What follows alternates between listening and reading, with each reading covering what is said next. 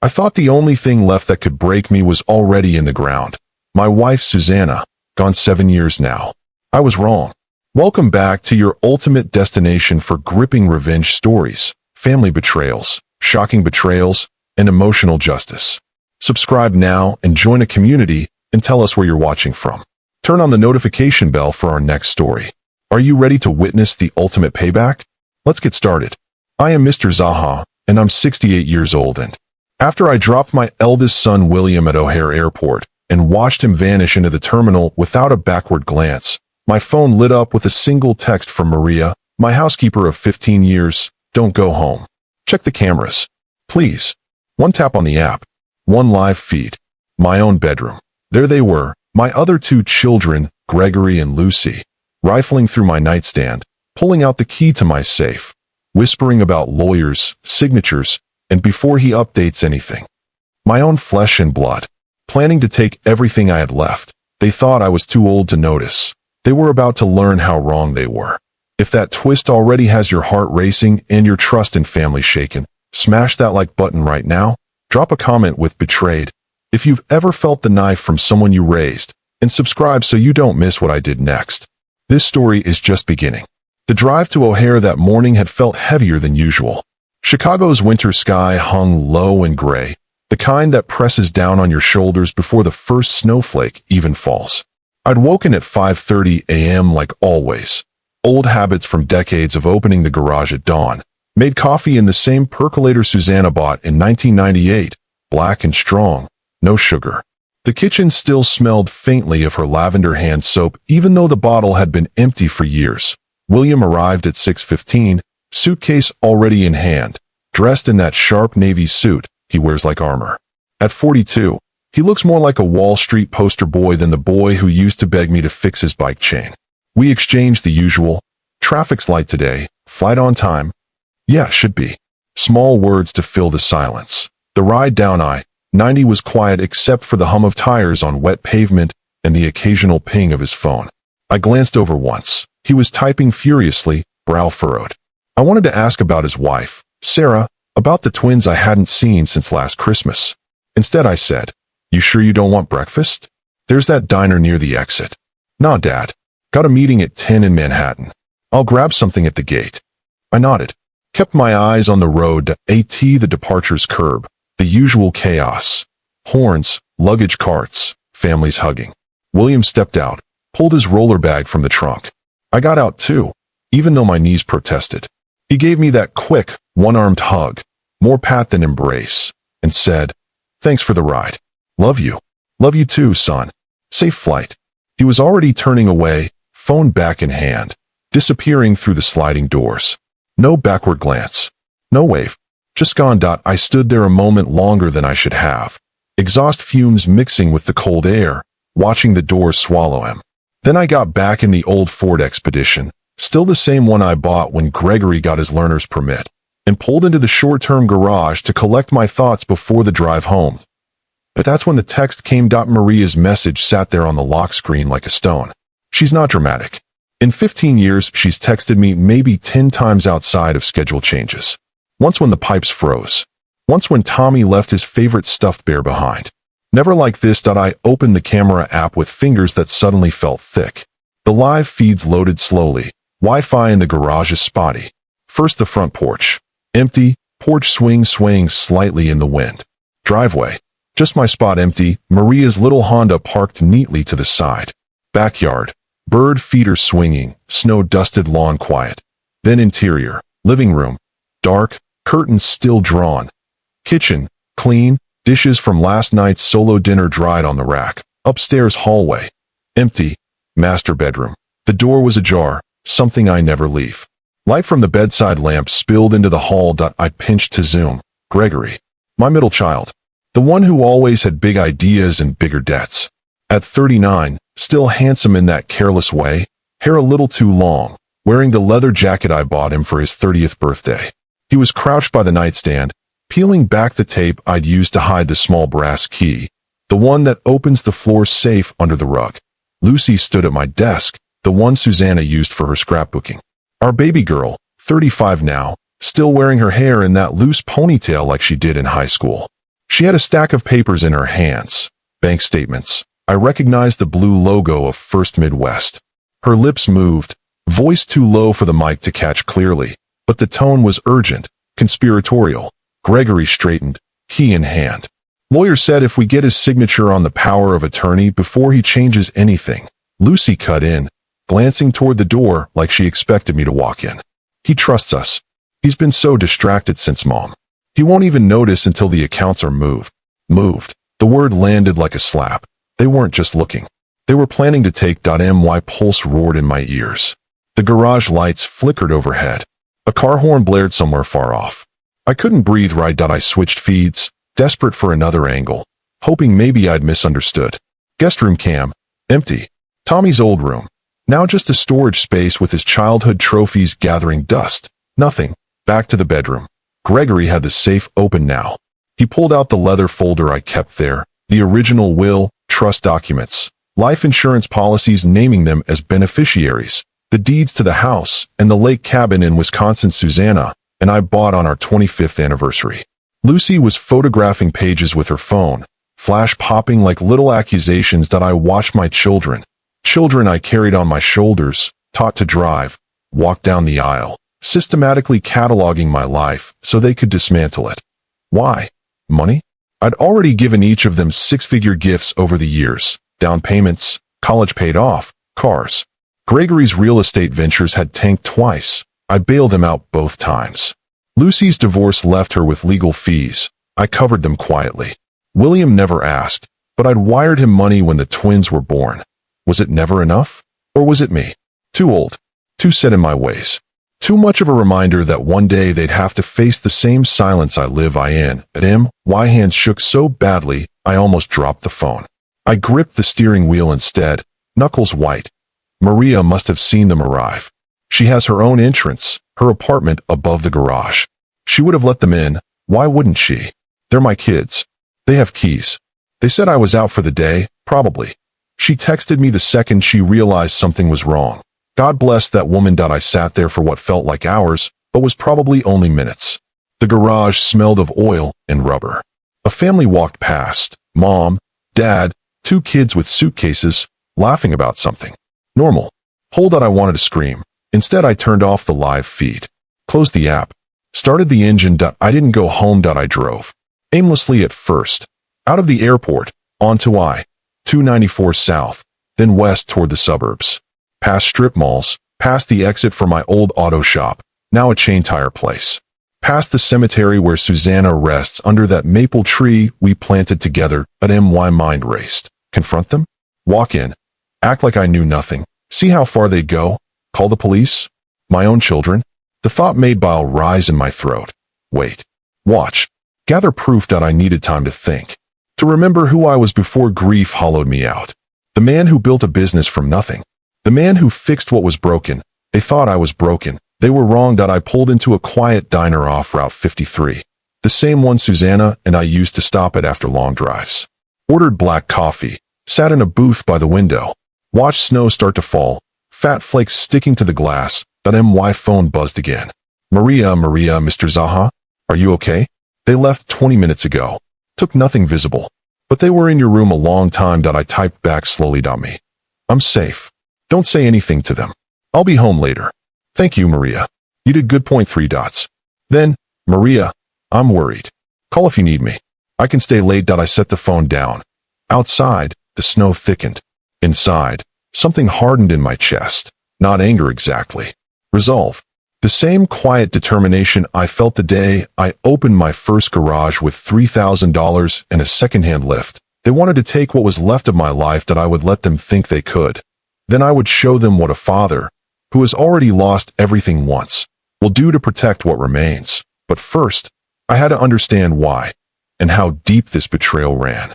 The snow kept falling, heavier now, blanketing the parking lot. My coffee had gone cold. I stared at my reflection in the window, an old man with tired eyes and a jaw set like iron. They had no idea what they'd just woken up. If this betrayal is twisting your gut the way it twisted mine, drop a comment right now. How could they? Or share your own story of family turning on you. Your words remind me I'm not alone in this.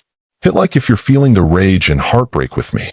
What exactly are Gregory and Lucy planning? And how far back does this scheme go? Please comment. The snow had turned the diner parking lot into a soft white sheet by the time I paid for my untouched coffee and stepped outside. Each flake felt heavier than the last, sticking to my coat, my eyelashes, my thoughts.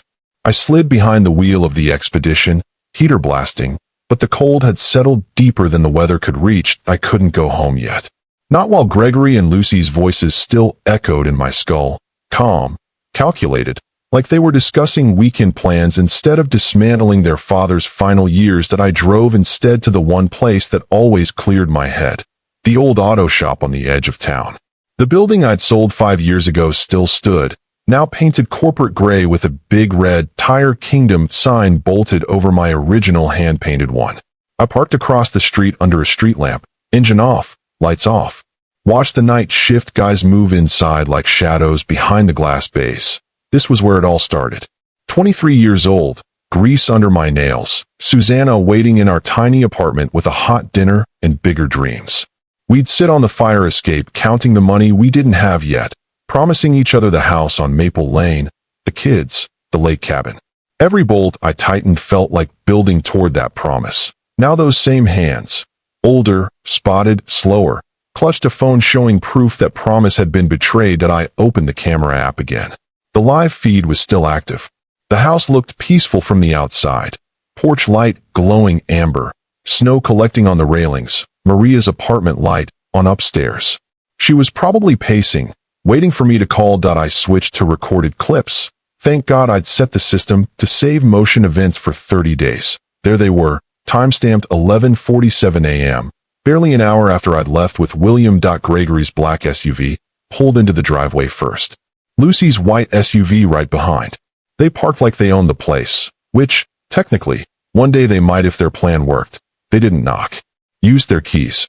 Walked straight in. The interior clip from the foyer cam showed them shedding coats, boots, moving with purpose. No hesitation. No guilt in their posture. Living room cam. Gregory headed straight upstairs. Lucy lingered, looked around the room like she was appraising furniture she already planned to sell. She paused at Susanna's framed photo on the mantel, the one from our 30th anniversary, both of us laughing on the cabin dock. Lucy touched the frame lightly, almost tenderly. Then she turned away. My throat tightened. Upstairs bedroom cam. Gregory already at the nightstand, peeling tape, muttering. He still hides it the same way. Predictable. Lucy joined him, pulling the leather folder from the safe once it was open. Look at this. Trust still name all three of us equally. But the power of attorney doc he signed last year after the heart scare, it's still active. We just need his signature on the updated version. Gregory flipped pages. Lawyer says if we get him to sign while he's emotional. Mention Mom. The loneliness. He'll do it to make things easier for us. Lucy nodded. And if he refuses? A pause. Gregory's voice dropped. Then we go to plan B, conservatorship. The doctor's notes from his last checkup, blood pressure, memory lapses. He's not incompetent, but we can paint a picture. Enough to get temporary control. My blood turned to ice. Conservatorship. They were willing to declare me unfit. Strip me of my rights. My home. My accounts. My dignity. Also, they could manage my money before I could change anything. I sat in the dark car, breath fogging the windshield, replaying the clip over and over. Each time the knife twisted deeper. Why now? William's visit. He'd been asking subtle questions the last few months, about my health, my will, whether I'd updated anything since Susanna. I'd brushed it off. Trusted him. Had they all been in on it? The thought made my stomach lurch. I needed more. Proof. Something concrete. I forwarded the most damning clip, the one where they discussed conservatorship, to my own secure email. Then I texted Maria. Me. Maria, are you still awake? Her reply came in seconds. Maria? Yes, Mr. ZAHA. I'm here. Where are you? Me. Safe. Watching. Did they say anything when they left? Maria. Gregory asked if you'd be gone long. I said airport run, maybe lunch after. Lucy hugged me, said, thanks for letting us surprise Dad. They left with nothing in their hands, but Lucy had her phone out the whole time. I think she took pictures. Me. Stay inside. Lock up. Don't answer if they come back tonight. Maria, I won't. Please be careful. I don't like this. Neither did I. I started the engine again. The shop lights across the street flickered off. One bay, then another. Closing time. I drove home slowly, snow crunching under the tires. Every block felt like crossing enemy territory. When I pulled into the driveway, the house looked exactly as it always did. Warm lights in the windows, wreath still on the door from Christmas. I hadn't taken it down yet. But now it felt like a stage set. A trap that I didn't go in the front. I used the side entrance through the garage, quiet as I could. Maria met me in the mudroom. Eyes wide, arms crossed tight. "Mr. Zaha," she whispered. "They were here almost 2 hours." I nodded, put a finger to my lips. We moved to the kitchen. She poured me coffee without asking. I sat at the island, the same spot where Susanna used to knead bread on Sunday mornings. "Tell me everything," I said. Maria spoke softly. "They arrived right after you left. Said it was a surprise visit. Gregory went upstairs first. Lucy stayed down here a while, looking at photos. Then she went up too. I heard drawers opening, closing. They were careful, not destructive, but thorough." "Did they mention William?" She hesitated. "Lucy said something about, well, texted, he's airborne, won't be back for a while." "Airborne. Safe. Alibi." I closed my eyes. Maria touched my arm. "What are you going to do?" "I don't know yet," I admitted. "But I'm not going to let them win." She nodded. "You're stronger than they think. Always have been." I looked around the kitchen, Susanna's recipe cards still taped to the cabinet, Tommy's last drawing magnet to the fridge, a stick figure grandpa with a big smile, and a wrenched, "I wasn't ready to lose this. Not to them. Not like this." I stood. "Maria, go home. Get some rest. I'll handle tonight." She didn't argue, just squeezed my hand and slipped out to her apartment. Alone in the house, I went upstairs. The bedroom smelled faintly of Gregory's cologne and Lucy's vanilla perfume. The safe was closed again, key retaped. Sloppy job. They weren't as careful as they thought. I opened it anyway. Everything was still there. But now I knew. They had copies. Photos. Plans. I sat on the edge of the bed, our bed, and stared at Susanna's empty pillow. "I'm sorry, love," I whispered. "I let this happen." Silence answered. Then my phone buzzed out a group text from William, sent to all 3 kids and me. "William, landed safe. Dad, thanks again for the ride. Miss you already." I stared at the words. Miss you already. The same man who'd orchestrated this, or at least knew about it. I didn't reply. Instead, I opened my laptop, logged into the cloud backup for the cameras, and downloaded every clip from the last 6 months where any of them had been in the house. Hours of footage. I'd watch it all. I'd find every lie, every visit that wasn't just a visit, every time they'd sized me up like livestock. And when I had enough, when the picture was complete, I'd decide. Confrontation, lawyers of my own. Or something quieter. Something that would hurt them the way they were trying to hurt me. But one thing was certain. This wasn't over. Not by a long shot. The betrayal had been the spark. Now the fire was coming. Word count 4. The house creaked around me. Old timbers settling in the cold. Outside, snow tapped the windows like impatient fingers. My children thought they'd already won. They had no idea the man they were trying to bury still had fight left. If this moment, the moment I realized the depth of their plan, is making your blood boil the way it boiled mine, drop a comment right now. How could they do this to their own father? Share if you've ever had to face family greed like this. Your stories are keeping me company tonight. Smash that like button if you're feeling the rage building. Subscribe because what I found in those old recordings shattered me all over again. See you in the next part. What hidden truths will the old camera footage reveal about how long this scheme has been brewing, and who else might be involved? Comment your thoughts. The house felt different after that night, like the walls themselves were holding their breath. Every creak of the floorboards, every tick of the grandfather clock in the hallway, sounded like evidence gathering against me. I didn't sleep. I couldn't. Instead, I sat in the small office downstairs, the one I'd converted from Susanna's old sewing room. Laptop open, headphones on, scrolling through months of security footage like a detective piecing together a crime I never wanted to solve. The clips played in grainy color, silent except for the occasional muffled voice when someone spoke near a mic. I fast-forwarded through innocent visits first. Lucy dropping off groceries last Thanksgiving, Gregory bringing Tommy for a weekend stay, William stopping by unannounced 6 months ago with coffee and forced small talk. Normal moments. Family moments. Then the pattern emerged. 3 months ago, October 15th, Gregory alone. He arrived at 2:17 p.m. while I was at the hardware store buying snow shovels. He went straight upstairs. Bedroom cam. He didn't touch the safe that day. Instead, he opened my desk drawer, pulled out the folder labeled medical, photographed several pages, doctor's notes from my annual physical. High blood pressure. Mild cognitive concerns noted by the neurologist after I'd mentioned forgetting where I parked the car twice in 1 week. Nothing serious. Age. Stress. Grief. But in their hands, those notes became ammunition. November 8th. Lucy and Gregory together again. This time they sat at the kitchen table while Maria was out shopping.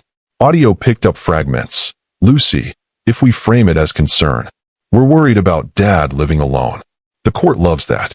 Gregory, William's on board. He'll sign as co-petitioner. Says it's cleaner if all 3 of us push. William, my eldest, the one I'd just dropped at the airport like he was still the boy who needed me to check under his bed for monsters. I paused the footage.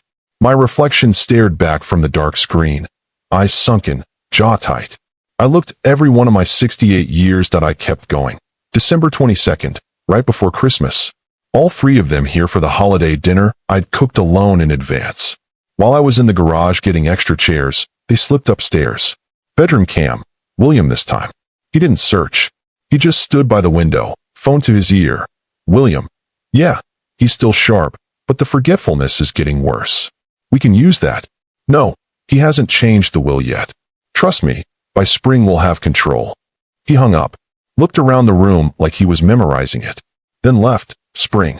They were planning to move by spring. I rubbed my temples. The betrayal wasn't sudden. It had roots. Deep ones. Watered by greed, fear, maybe even a twisted kind of love. They told themselves this was mercy, protecting me from myself, taking the burden off their shoulders. But it wasn't mercy. It was theft dressed up as concern. I closed the laptop at 4 a.m. Snow had stopped. The world outside was muffled white. I walked upstairs, stood in the doorway of the master bedroom. The bed was still made on my side only. Susanna's side untouched since the day we lowered her casket. I sat on her side for the first time in 7 years. The mattress dipped slightly. I could almost smell her lavender. What would you do, Susie? I whispered. She would have confronted them head on. No games. Eyes blazing. Voice steady. You are breaking your father's heart. Stop this before it's too late. But I wasn't her. I was quieter, more patient, and now, more dangerous because of it. Morning came slow. Gray light filtered through the curtains. I made coffee, showered, dressed in my usual flannel and jeans. Routine as armored. 9:15 my phone rang. Gregory's name on the screen. I let it go to voicemail. Voicemail notification. Hey Dad, just checking in. You get home okay yesterday? Weather was bad. Call me when you can. Love you. Love you. The words tasted like ash. I didn't call back. Instead, I drove to my lawyer's office. Old Mr. Hargrove, who'd handled Susanna's estate and every contract I'd ever signed. His practice was in a brick building downtown, the kind that still had a brass plate by the door. He greeted me with a firm handshake. ZAHA, you look like hell. What's wrong? I told him everything. Showed him the clips on my phone. His face darkened with each minute. When I finished, he leaned back. This is ugly. Power of attorney abuse. Potential elder financial exploitation. Conservatorship petition. They'd need medical evidence. But those notes could be twisted. If they forge your signature or coerce it, can they win? I asked. Short term? Possibly. Temporary guardianship is easier to get than permanent. But long term, no. Not if we fight. You're competent. Sharp as ever. We can counterfile. Freeze accounts. Get restraining orders if needed. I nodded slowly. I don't want to destroy them. They're still my kids. Hargrove's eyes softened. Then we aim for containment. Protect your assets first. Then talk. Mediation. But only after you're safe. We spent the next hour drafting documents. New will, irrevocable trusts for Tommy, small bequests to Maria for her loyalty, revocation of the existing power of attorney, instructions to my bank to flag any large transfers. Hargrove would file emergency motions if they tried anything fast. I left his office lighter in one way, heavier in another. Driving home, my phone buzzed again. Lucy this time. Lucy, Dad? Gregory said you're not answering. Everything okay? We're worried. Worried. I pulled over, stared at the message. Part of me, the father part, wanted to believe it. Wanted to think this was all a misunderstanding. A bad joke. A nightmare I could wake from. But the footage didn't lie. I typed back carefully to me. I'm fine. Busy today. Talk soon short. Neutral. Let them wonder. That evening Maria came by with soup. Chicken noodle, the way Susanna used to make it. She set it on the counter without a word, then sat across from me. They called me too, she said. Lucy. Asked if you seemed off. I told her you were tired. Nothing more. Thank you. She studied my face. You're planning something. I'm protecting what's left. Maria reached across the table, took my hand. Don't let anger eat you. Susanna wouldn't want that. I know. But anger wasn't the only thing burning. Grief was there too. For the family I thought I had.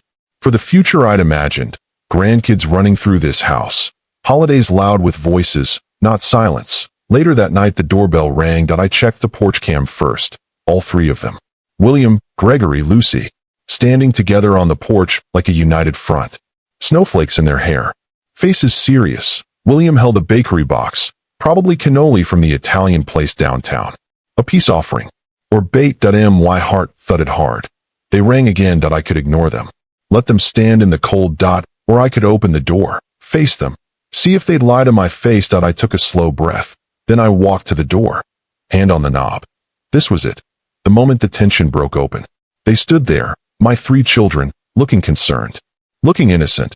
But I knew better now that if your chest is tight from this rising dread, the way mine was when I saw them all together on my porch. Drop a comment right now. Open the door. Or don't let them in. Tell me what you'd do in my shoes. Your thoughts are the only thing keeping me steady tonight. Smash that like if the betrayal is hitting harder. Subscribe. Because what happened when I opened that door changed the course of everything forever. See you there. Will Mr. ZAHA confront them directly, or will he hold back and let their plan unfold further? What words will pass between father and children in this charged moment? Comment your thoughts. My hand rested on the doorknob for what felt like an eternity. Through the frosted glass sidelight, I could see their silhouettes, three dark shapes against the porch light, snow swirling around them like ghosts. William in the center, taller than the others, holding that bakery box like a shield. Gregory to his left, hands in pockets, shifting his weight. Lucy on the right, arms crossed, head tilted in that familiar way she used to do when she was little, and waiting for me to say yes to something. I could still walk away. Pretend I wasn't home. Let Maria tell them I'd gone to bed early. Buy myself another day, another night to fortify the walls Hargrove was helping me build, but something deeper. Maybe Susanna's voice in my head, maybe the man I used to be, wouldn't let me hide. I turned the deadbolt. Opened the door. Cold air rushed in, carrying the scent of pine from the wreath and the faint sweetness of cannoli filling. Dad, William said first, voice warm, practiced. We were worried. You didn't answer our calls. I stepped back, holding the door wide. Come in before you freeze. They filed past me, stamping snow from their boots on the mat. I closed the door behind them, the click of the latch louder than it should have been. The foyer felt smaller with all four of us in it. Coats came off. William set the bakery box on the hall table. Lucy gave me a quick hug, too quick. Gregory clapped me on the shoulder, a little too hard. Smells like home, Lucy said, trying for lightness. You have the heat up high? Always do in winter, I replied. My voice came out steady. I didn't know how we moved to the living room. I didn't offer coffee. Didn't turn on extra lights. The fireplace was cold. Only the table lamp glowed, casting long shadows across Susanna's old Persian rug. They sat on the couch. William in the middle, Gregory and Lucy flanking him, like they'd rehearsed positions. I took the armchair across from them, the one Susanna used to call the throne, because it was big and worn and mine. Silence stretched. Snow tapped the windows. William broke it. We wanted to surprise you. Bring dessert. Talk. About what? I asked quietly. Gregory leaned forward, elbows on knees. About you. How you're doing. Alone in this big house.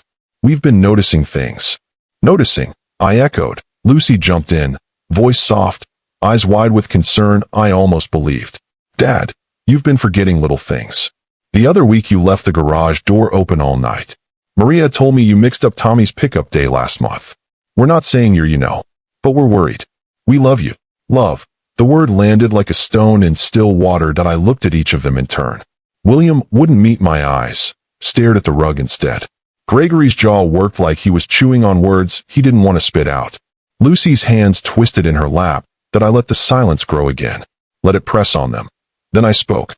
I watched the cameras. 3 heads snapped up, that William's face paled first. What? I saw you. All of you. In my bedroom. Going through the safe. Talking about lawyers. Power of attorney. Conservatorship. Signatures while I'm emotional. Gregory opened his mouth. Closed it. Lucy whispered, Dad, don't, I said. Sharp enough to cut. Don't lie to me now. Not after I've seen it with my own eyes. William finally looked at me. It's not what you think. Then tell me what it is. They exchanged glances, the same silent conversation they'd had as kids when one got caught breaking a rule. Gregory spoke first, voice low. We were trying to protect you. Protect the estate. You've been slipping. The doctor's notes. I read the notes. I cut in. High blood pressure. Occasional memory lapses. Normal for my age. Not dementia. Not incapacity. Lucy's eyes filled. We were scared. After Mom, we saw how fast things can go wrong. We didn't want you to lose everything. To end up in a home because no one was watching. A home, I repeated. You mean locked away so you could manage my money without interference? No. William burst out. That's not. Then what is the power of attorney for? I asked. The one you wanted me to sign to make things easier? The conservatorship petition you discussed while I was out buying snow shovels. They went still. I leaned forward. I have every clip. Timestamped. Audio where you can hear William say, by spring we'll have control. Where Gregory says, he'll sign if we play the loneliness card. Where Lucy photographs my will so you have copies. Lucy started crying then, quiet, shoulder-shaking sobs. We didn't want to hurt you. But you were going to, I said. You were going to take my rights. My home. My choices. Because you decided I couldn't be trusted anymore. Gregory rubbed his face. We thought you'd thank us later. When you were safe. When the money was protected. Protected from me? I asked. Or protected for you? No one answered. I stood up. Walked to the mantel. Picked up Susanna's photo. The anniversary one on the lake dock. I held it so they could see. Your mother would be ashamed, I said softly. She raised you better than this. William stood too. Dad, please. Let us explain. Explain what? That greed got the better of you? That my money became more important than my dignity? It's not greed, Lucy sobbed. It's fear. We're scared of losing you the way we lost Mom. We're scared of the responsibility. Of watching you fade. Of fighting over what's left when you're gone. I looked at her, really looked. Saw the little girl who used to crawl into my lap after nightmares. Saw the woman who just tried to rob me blind. And so you decided to rob me now, I said. Gregory's voice cracked. We were going to make sure you were taken care of. A nice facility. Best care. Tommy could visit. We'd handle the bills. A facility, I repeated. The word tasted like metal. You were going to put me in a home. While you divided up the lake cabin. The house. The accounts. William stepped closer. We can stop this. Right now? Tear up the papers. Forget the lawyer. Just, let us help you. The right way. I met his eyes. The right way would have been talking to me. Asking if I needed help. Not sneaking. Not plotting. Not treating me like a problem to be managed. Tears tracked down William's face now. I hadn't seen him cry since Susanna's funeral. I'm sorry, he whispered. I was scared too. The twins, college coming up. Sarah's job isn't stable. I thought, if we had control, we could make sure everything was secure. For all of us. For all of us. I echoed. Gregory sank back onto the couch. We messed up. Badly. But we're here now. We're telling you we're sorry. We'll back off. No more lawyers. No more plans. Lucy wiped her eyes. Please, Dad. Forgive us. We're still your kids. The room spun slowly. Part of me wanted to throw them out into the snow. Part of me wanted to pull them close like when they were small and skin their knees. But the biggest part, the part Susanna had always nurtured, wanted truth. Healing. Not destruction. I set the photo back on the mantel. I've already spoken to Hargrove, I said. New will. Revoked powers. Bank alerts. If any of you try to move money, file anything, it triggers immediate legal action. Restraining orders if needed. They flinched as if slapped, but, I continued, I haven't filed yet. I wanted to see your faces when you heard the truth. Wanted to see if there was anything left of the family I thought I had. William's voice was small. What do you want us to do? I sat back down. Looked at each of them. I want the truth. All of it. How long? Who started it? What? Silence again. Then Lucy spoke, voice trembling. It started after your heart scare last year. You were in the hospital 3 days. We sat in the waiting room, talking. About what happens if you don't make it. About Mom's medical bills were still paying off. About how we'd handle things. It snowballed. William said we should get things in order. Gregory found the lawyer. I went along because I was terrified of losing you, and then losing everything else. Gregory nodded. I owe money. Bad investments. I thought, if we had access, I could pay it off quietly. Keep the family together. William swallowed. I started it. I'm the oldest. I should have stopped it. But I was drowning too. Thought this was the only way to stay afloat. I let their words settle. Then I said the hardest thing. I'm not filing tomorrow. I'm giving you one chance. 1. You go to Hargrove's office. All 3 of you. You sign affidavits swearing you'll never pursue conservatorship, power of attorney, or any financial control without my express, witnessed consent. You return every photo, every copy you made. You delete them from your phones, your clouds. You swear it under penalty of perjury. They nodded fast, and then, I continued. We start over. Therapy. Family counseling. No shortcuts. We talk about the grief, the fear, the money, all of it. Or we don't have a relationship at all. Lucy's tears started again, this time different. Relief. We'll do it. Anything. William reached for my hand. I let him take it. I love you, Dad. I'm so sorry. Gregory stood, crossed the room, knelt in front of my chair. Forgive me, please. I looked down at my son, my broken, flawed, desperate son. I forgive you, I said. The words came out rough, but true. But forgiveness isn't forgetting. It's choosing to build something new instead of destroying what's left. I pulled him up. Then Lucy. Then William. We stood there, for people in a too-quiet living room, holding on to each other like we were afraid the ground would open. The bakery box still sat unopened on the hall table. I nodded toward it. Cannoli. Lucy laughed through tears. Yeah, chocolate chip. Your favorite. We moved to the kitchen. I made coffee. They opened the box. We sat around the island, the same spot where Susanna used to laugh at our bad jokes that we didn't fix everything that night. Words were clumsy. Tears fell again. But we talked. Really talked. About Susanna. About the emptiness. About money that had started to matter more than people. Hours passed. Snow kept falling outside. At one point William said, I'll pay for the counseling. All of us. Every session. Gregory added, I'll get a second job. Pay back what I owe the family. No more shortcuts. Lucy whispered, I just want my dad back. Not the money. You. I looked at them. Really looked. And saw glimmers of the kids I'd raised. Scared. Selfish sometimes. But capable of change. Around 2 a.m. they left. Hugs longer this time. Promises made. Eyes red but clearer. I stood on the porch watching their taillights disappear down Maple Lane. The house was quiet again. But not empty. I went upstairs. Sat on the bed. Looked at Susanna's pillow. We did it, love. I whispered. We saved them from themselves. And maybe saved me too. Tears came then, quiet once. Not from pain. From release. Forgiveness isn't easy. Redemption isn't instant. But it's possible. And tonight, in this big old house on Maple Lane, it began. The snow finally stopped just before dawn. A thin moon appeared between clouds, silvering the lawn. My children had left carrying more than apologies. They carried hope. Fragile. New. But real. If this moment of raw confrontation and the first steps toward healing has your heart pounding and your eyes stinging the way mine did, drop a comment right now. Forgiveness is possible. Or share how you found your way back from family betrayal. How does the family follow through on their promises? What does true reconciliation look like in the aftermath? Comment. The morning after that long, tear-soaked night on Maple Lane felt strangely clean. The snow had stopped completely, and a pale January sun broke through the clouds just after dawn, turning the world outside my windows into something almost hopeful. White lawns glittering, icicles on the eaves catching light, like small promises that I woke early, as always. Coffee in the same old percolator. Same chair at the kitchen island. But everything else felt shifted. The house didn't press down on me the way it had for years. The silence wasn't empty anymore.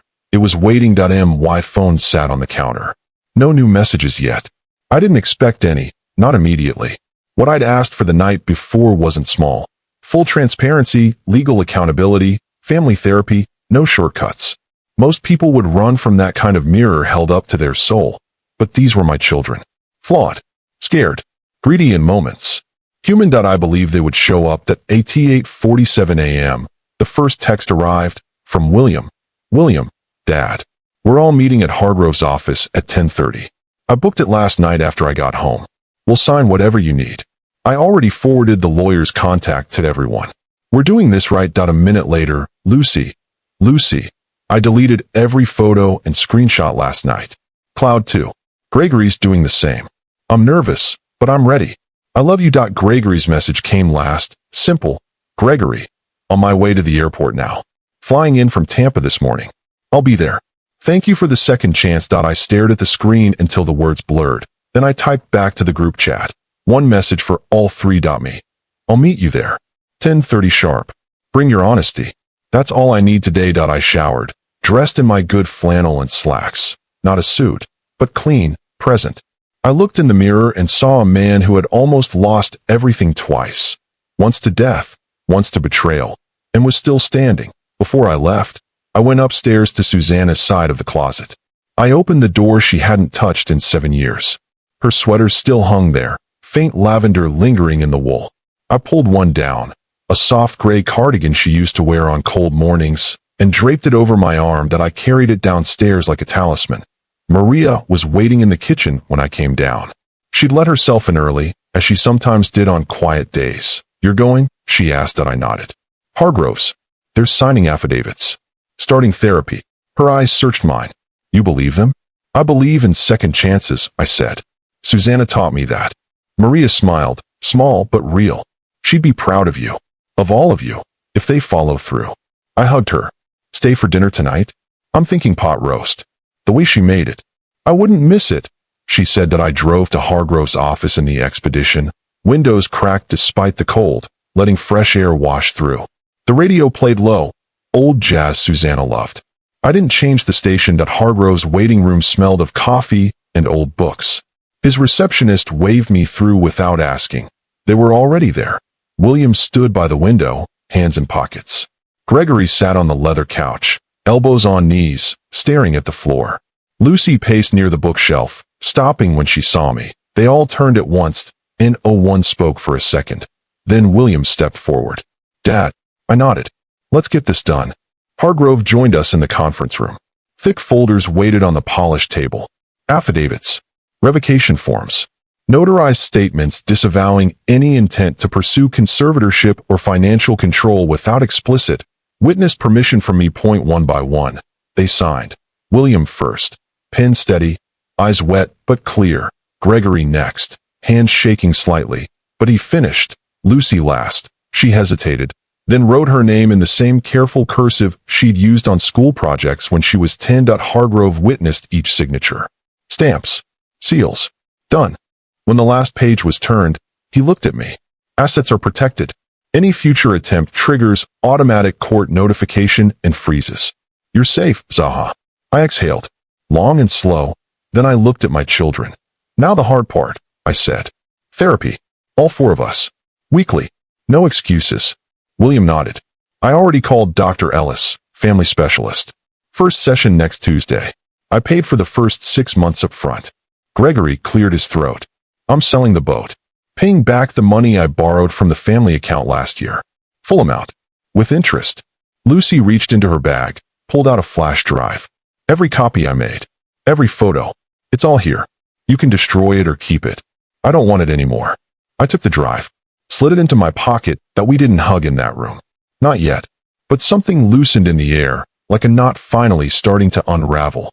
Outside, in the parking lot, snow crunched under our boots. The sun was higher now, brighter. William spoke first. Tommy's with his mom this weekend, but next one, he's coming to stay with you. I'll bring him myself. No excuses. Gregory added. I'm moving back closer. Tampa's too far. Looking at places in Milwaukee. Lucy's helping me scout. Lucy smiled, small, tentative. I want to come over more. Cook with you. Like we used to with Mom. I looked at each of them. Saw fear still there, but also something new. Accountability. Hope. I'll hold you to it, I said. Every word. They nodded. Then William stepped closer. Dad, can we come for dinner tonight? All of us. I thought of the pot roast. Maria already planning sides. Susanna's cardigan waiting on the passenger seat. Yes, I said. 7 o'clock. Bring Tommy's favorite cookies if you can. They smiled. Real smiles this time. I drove home with the windows down, cold air rushing in, jazz playing soft. That night the house filled with voices again. Not perfect voices. Not loud laughter yet, but honest ones. Maria set the table with Susanna's good china, the set we only used for special occasions. Tonight qualified. They arrived together. William, Sarah, and the twins, surprise. They'd driven in early. Gregory alone but carrying flowers. Lucy with a bottle of Susanna's favorite red wine she'd saved from the cellar. Tommy ran straight to me, arms wide. Grandpa. I lifted him, knees protesting, heart full, and held him tight. We sat down to eat. Stories came slowly at first. Awkward. Then easier. William talked about the pressure of his job, how he'd let fear of failing drive him to bad choices. Gregory admitted the gambling habit he'd hidden, the debt spiral, how he'd seen my money as a lifeline instead of facing himself. Lucy spoke of the divorce, the loneliness, how she'd convinced herself controlling things would keep her safe. I listened. Really listened. Then I spoke. I was lonely too, I said. After your mom. I let the silence grow. I didn't ask for help. I didn't tell you how much I missed you. That's on me too. They looked surprised. I forgive you, I continued. Fully. But we rebuild by showing up. Every week. Every call. Every visit. No more hiding behind money or distance. Nods around the table. Tommy piped up. Does this mean more sleepovers? We all laughed. First real laugh in too long. Yes, buddy, I said. Lots more. After dinner we moved to the living room. Fire crackling. Coffee poured. Susanna's cardigan draped over the back of my chair. Lucy pulled out an old photo album, Susanna's favorite. We passed pages slowly. Memories surfaced. Good ones. Painful ones. We didn't shy away. At one point William said, I want to bring the twins here every other weekend. Like you used to have Gregory's boy. Gregory nodded. Tommy too. We'll coordinate. Lucy added, I'll teach the kids how to bake mom's cookies. The ones with the extra chocolate chips. I looked around at them. My family, cracked but mending. The night stretched late. When they left, hugs lingered. Promises renewed. William whispered at the door. Thank you for not giving up on us. I squeezed his shoulder. I never would. Alone again, I walked through the house. Rooms that had felt hollow now held echoes of laughter. I went upstairs. Placed Susanna's cardigan on her pillow. Thank you, I whispered, for teaching me how to love through the hard parts. Outside, the moon hung full over Maple Lane. Spring would come. Therapy would continue. Trust would rebuild slowly, brick by brick. But tonight we had begun. Redemption isn't a single moment, it's every moment after the hardest one. And we were choosing every single one. Months passed. Therapy became routine. Tuesday evenings in Dr. Ellis's cozy office. We argued sometimes. Cried sometimes. Laughed more than we expected. Gregory found a steady job in real estate management. No more high-risk deals. He paid back every cent he owed the family fund, plus extra for emotional damages, as he called it with a wry smile. William scaled back at work. More weekends home. The twins started calling me every Sunday night to tell me about their week. Lucy moved into a small apartment closer to Maple Lane. She came over twice a week to cook, garden, sit on the porch swing with me, and talk about nothing and everything. Tommy's drawings multiplied on the fridge. Grandpa with grandkids now, all holding hands. Maria stayed on, but her role shifted. Less housekeeper, more friend. Family point. One warm June evening, we all gathered at the lake cabin. First time since Susanna that we scattered her ashes there years ago, under the maple we planted together. This time we brought new memories. Kids swimming. Adults on the dock. William grilled steaks. Gregory taught the little ones to fish. Lucy played Susanna's old guitar, soft melodies drifting over the water. I sat on the end of the dock, feet in the lake, watching them. My heart, once cracked open by grief, then by betrayal, felt full again. Not the same full. A wiser full. A earned full.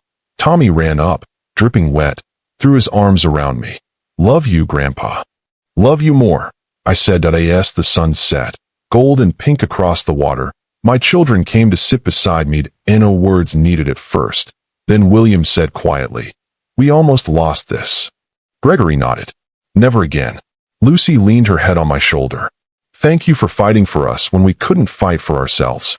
I put an arm around her. Looked at my sons. We all fought, I said. And we won.